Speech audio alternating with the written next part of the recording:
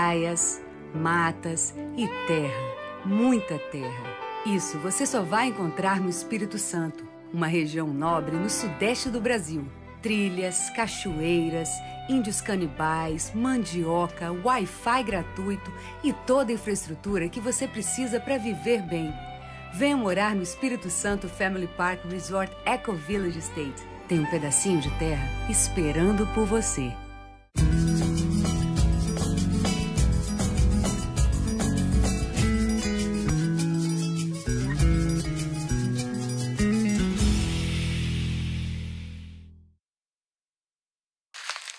No início, o Espírito Santo era povoado pelos índios, até que o Brasil foi descoberto pelos portugueses, que vieram para cá colonizar e explorar as nossas terras.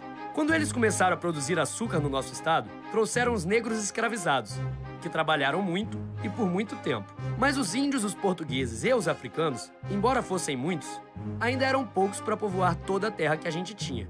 Foi então que começou a vir uma galera diferente para cá.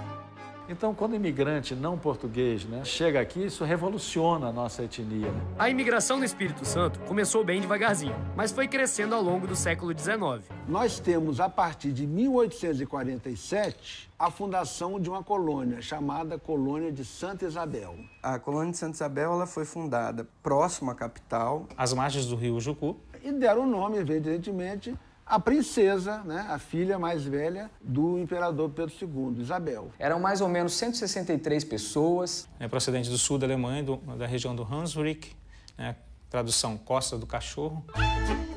E por que os alemães vieram parar aqui? O objetivo era promover a ocupação daquele território. Mas, principalmente, precisava de imigrantes para substituir a mão de obra escrava. Porque a Inglaterra já estava fazendo uma pressão para que a escravidão acabasse no mundo inteiro. A mão de obra imigrante é uma mão de obra vista como uma alternativa possível, O governo imperial vai preparando uma série de medidas para suprir com mão de obra a lavoura. Porque agora nós já temos um produto novo no Brasil e também no Espírito Santo, que é o café. O café? O café já estava aqui naquela época? Não se sabe exatamente a data, mas por volta de 1825, 30, já temos produção de café. E ele vem como ondas. Quando você joga uma pedra na água, fazendo aquelas ondas, E aí traz consigo paulistas, cariocas, mineiro também. Essa produção cafeira tem uma expansão tão rápida que já em 1853 é uma data precisa. Ela suplanta a produção de açúcar. Então o Brasil está num beco sem saída. Precisava de aumentar a mão de obra, porque o café crescia a olhos vistos e não havia mão de obra para isso. Então os imigrantes vieram para trabalhar nas lavouras de café?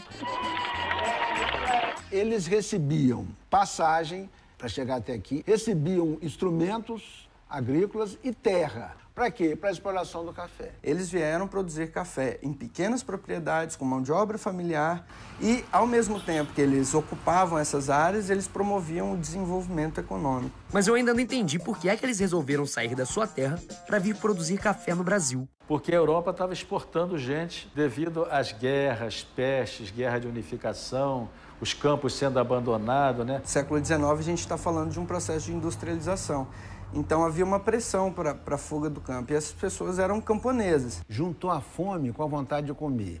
Lá os agricultores estavam sem terra e aqui nós estávamos precisando de mão de obra, de braços para trabalhar na agricultura e tinham terra à vontade. Então o governo fazia propaganda lá e atraía esses agricultores, prometendo-lhes terra e, claro, riqueza. Prometiam riqueza? Aqui? A promessa era: eles iam receber lote de terras medidos, demarcados, iam ter áreas prontas para a lavoura e iam ter a sua moradia. Ou seja, eles viriam aqui com a vida pronta para começar uma nova vida. Essa propaganda era feita até na língua deles mesmo.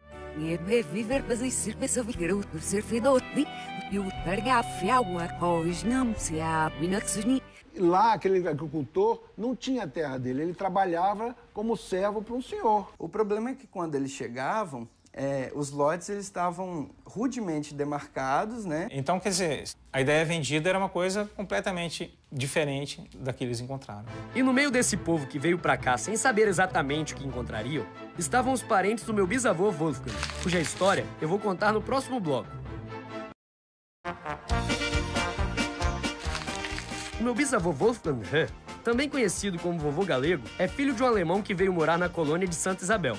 Na verdade, a gente fala hoje que ele era alemão, mas naquela época ele dizia que era prussiano. Interessante que em 1847, quando começou essa colônia, a Alemanha nem existia como país ainda. Até então, havia um conjunto muito rarefeito de estados germânicos. Existia a Prússia, que era o estado maior, e um monte de estadinho em volta. A imigração germânica começou com a colônia de Santa Isabel. Ali eles ficaram alguns anos, aí houve uma desavença religiosa entre católicos e luteranos. Por quê?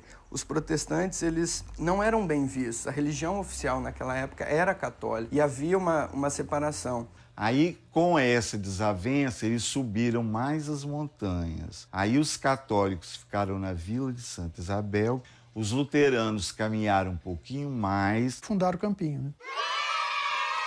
Ali eles se instalaram, construíram a igreja luterana e dali que começou a cidade que hoje se chama Domingos Martins. Mas Santa Isabel foi só a primeira das colônias de imigrantes alemães. O segundo núcleo de povoamento germânico do Espírito Santo é a colônia Santa Leopoldina. Ora, Santa Leopoldina era o nome da mãe do Dom Pedro II e de uma filha dele que até morreu nova. Na época era Cachoeira de Santa Leopoldina, hoje ficou só Santa Leopoldina. Surge inicialmente com a vinda de 99 suíços, 24 hanoverianos, 6 luxemburguenses, 3 prussianos e 8 holsteinianos. Santa Leopoldina não foi criada ali, alguém disse, não, vamos fazer uma cidade aqui. Ela surgiu naturalmente, porque até aquele ponto, onde é hoje o centro da cidade de Santa Leopoldina, era possível navegar. Mas quando os imigrantes germânicos chegavam aqui, não encontravam tudo pronto conforme prometido. Eles vinham, eram instalados, recebiam um lote, a medição era feita com instrumentos rudimentares. Ou seja, não havia uma precisão de onde começava o lote e onde terminava o lote de uma determinada família. E eles estranharam muito, sofreram um duro impacto quando chegaram aqui nos trópicos. Primeiro porque a temperatura não era a mesma a qual eles estavam afeiçoados. Se adaptar à alimentação, se adaptar a uma nova forma de construir, se adaptar a uma nova forma do manejo do solo, ou seja, de uma nova cultura, de novo produto, ou seja, tudo muito novo, né? E essa questão de serem protestantes dificultava a vida deles como um todo. Religião oficial católica. Você é protestante, você é diferente. E houve um tempo em que a barra pesou ainda mais. Por coincidência, tanto a Itália quanto a Alemanha foram inimigas do Brasil na Primeira Guerra e na Segunda Guerra Mundial. Então, eles foram reprimidos, proibidos de falar a língua. As escolas foram fechadas entre 30 e 45 no período Vargas. Mas apesar de todas as dificuldades, meu pai me contou que o vovô galego ensinou a ele muito da cultura germânica. Para mim, o grande traço definidor do elemento germânico é esse trabalhador do campo, né? Nessas regiões de antigas colônias, tem uma tradição de trabalho. A mulher ela não ficava só dentro de casa, ela tinha a função de ajudar o marido também no trabalho da roça, né? É um traço realmente cultural mesmo, essa cultura do trabalho. E desse trabalho surgiam umas guloseimas que a gente come lá em casa até hoje. Waffle, strudel. Carne de porco. Eles faziam com banana nica. Eles mantêm até hoje isso, né? E tem uma bebida original que virou a nossa bebida nacional.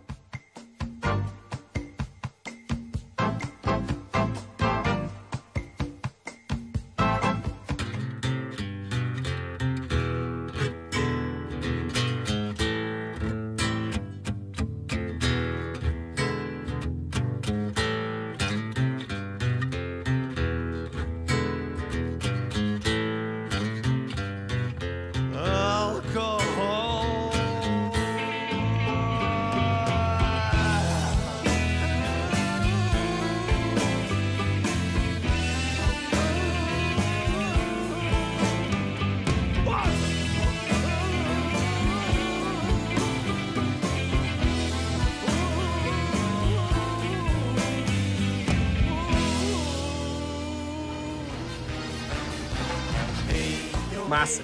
Foi muito legal aprender sobre os costumes do meu bisavô galego, que, aliás, se casou com a Bisa Berta, uma pomerana animadíssima. Mas essa história eu conto no próximo Raízes. Até lá!